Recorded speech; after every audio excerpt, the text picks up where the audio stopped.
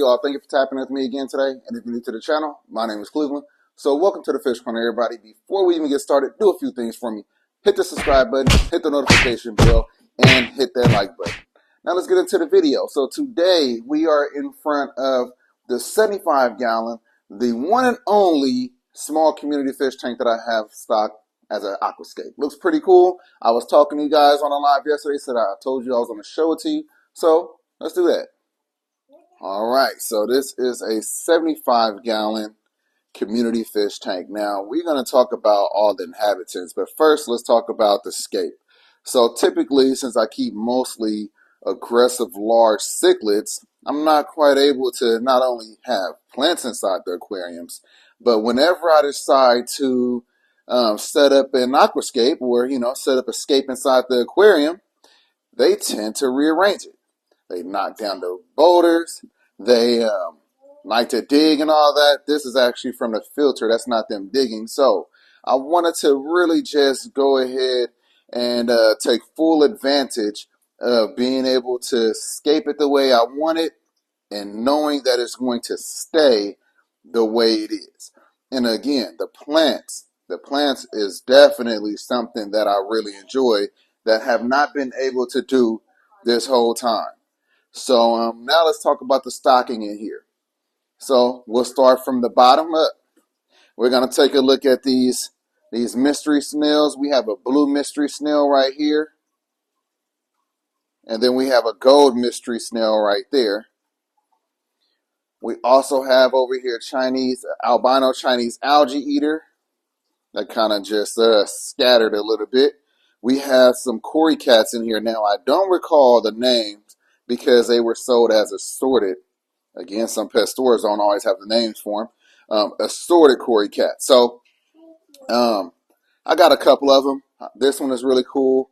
Have the spots on them right there.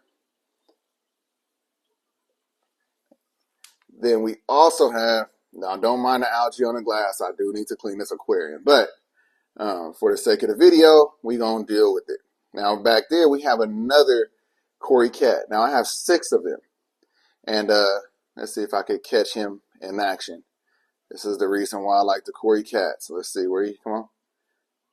Are you going to get camera shy or are you going to show us what you do? Come on, show us. Just in case the viewers don't know what y'all do.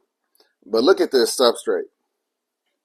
It's flawless. It's so clean. And I haven't done any sand vacuuming at all. That's thanks to the snails, the cory cats, as well as the Chinese algae eaters.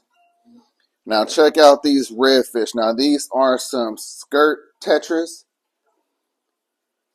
They have definitely grown in size. This tank has been set up for over a month now. We have some, I believe they're Caleb tetras. That are these guys right here. I think they're really cool because they have like the green around the eyes. I either picked those out. She definitely had an eye for, these beautiful fish. I didn't realize in the store how nice they were until we got them home. And I was like, oh, we need some more of those. We also have in here the roseline barbs, also known as the roseline shark. I have 2 in here. I mentioned that I took the aggressive third one out and moved him into another aquarium.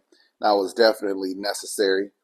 We have these endlers right here that's on Front Street. I thought they had some beautiful patterns to them, so I went ahead and got those as well. We also have in here some dwarf rainbow fish. So it's two different types. I thought they were all the same, but I like the ones with the red fins more than the other ones. I'm hoping that they change up their color, but it looks like they have like yellow on their tails. So we'll see. Fingers are crossed because they were all sold in the same tank and they never said it was a different type. But they are definitely much smaller than the bigger ones, so maybe that's part of the reason. What else do we have in here? That might be, oh yeah, then we have the T-bone, the gold T-bone tetras. T-bone tetras. Now, it's really hard to really get a good shot of these fish because they are so small and they move so fast.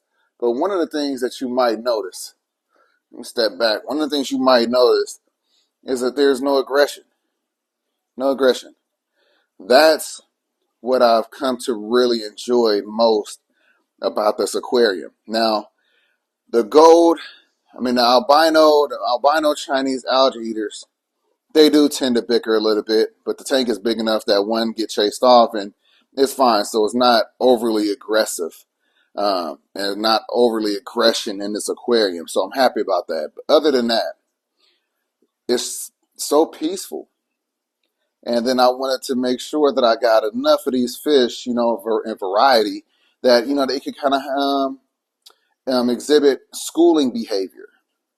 So schooling, shoaling, depending on where you are in the world, you might say shoaling, but schooling behavior. That means when you have a group of the same fish swim together in unison.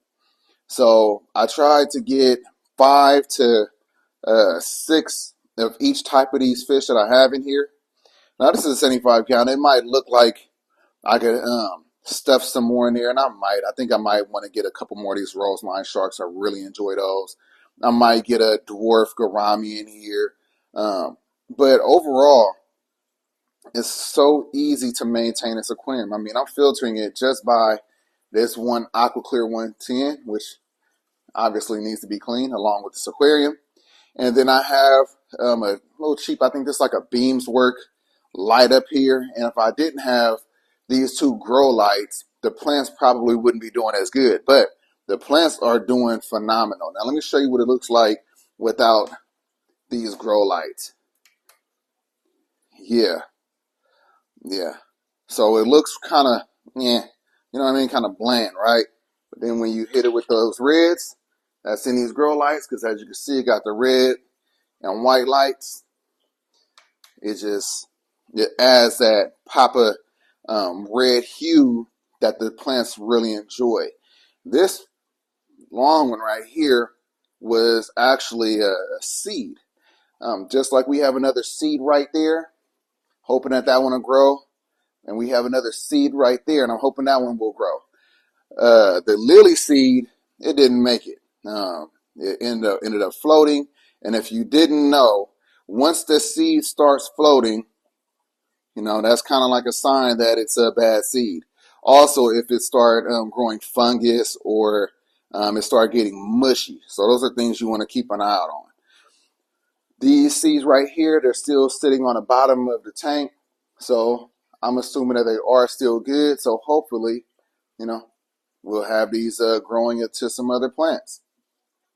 But yeah, so that's what I just wanted to show you.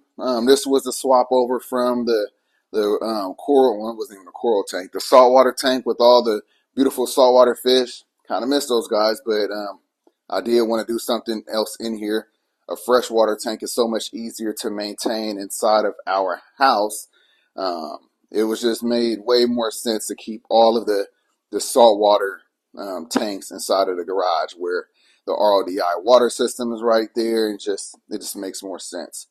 But yeah, so like I said, my very first real community aquarium, and probably, aside from DJ Mustard Aquarium, I guess that really was the first one, and that was a little bit over a year ago. So I guess that was the trigger to make me want to do something like this. And very happy with the results. Very happy with the results. So let's go ahead and wrap this up, and I'm going to get this out to y'all today. All right, y'all. So that's all I have for you. Hope that you enjoyed this video. Hope that you learned something. Hope that you're inspired by something. Again, if you're new to the channel, do something for me. Hit the subscribe button. Hit the notification bell. And everybody, if you like the video, like the damn video. Peace.